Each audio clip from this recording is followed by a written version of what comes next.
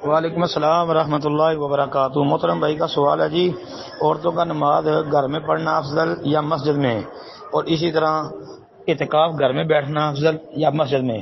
محترم بھائی، اعتکاف جو ہے یہ تو عورتیں بھی مسجد میں ہی بیٹھیں گی، ہاں اگر بیٹھنا چاہتی ہیں تو مسجد میں ہی اعتکاف ہوگا عورتوں کا، گھر میں بس عورتیں اعتکاف نہیں بیٹھ سکتی، اس لیے کیونکہ اللہ تعالیٰ نے قرآن پاک کے اندر یہ جو بات بیان فرمائی نا، وَأَنْتُمْ عَاكِفُونَ فِي الْمَسَاجِدِ، جی یہ بھی اس بات کی واضح دلیل ہے کہ اعتکاف جو ہے وہ مسجدوں میں ہوتا ہے، اور پھر صحیح بخاری وغیرہ کی حدیثوں سے بھی یہی بات ثابت ہوتی ہے کہ عورتیں مسجد میں ہی اعتکاف کریں گی۔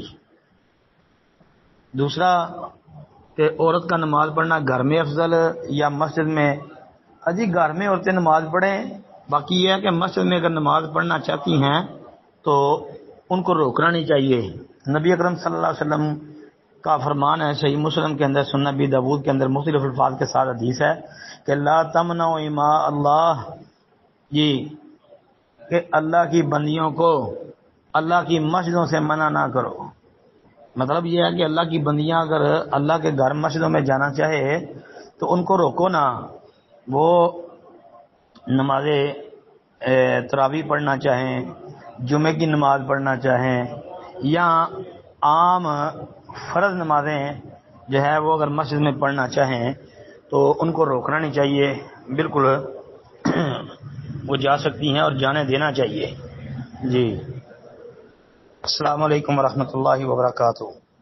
وعلیکم السلام ورحمۃ اللہ وبرکاتہ۔ محترم بھائی، نماز قصر کے حوالے سے آپ کا سوال ہے۔ پہلی بات تو یاد رکھیں جو 4 رکعت والی نماز ہے نا وہ آپ 2 رکعت پڑھیں گے، جی مطلب ظہر، عصر اور عشاء، 2 رکعت پڑھیں گے۔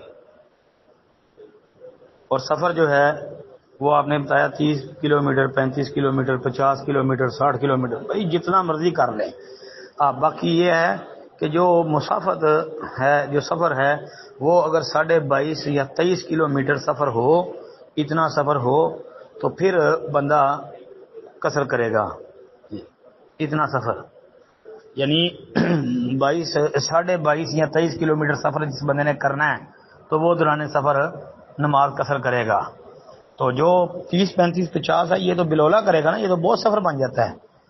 اچھا، اب سفر کی نماز پڑھنی، ہاں جو مسافر آدمی ہے اگر وہ خود امام بنتا ہے، نماز پڑھاتا ہے، تو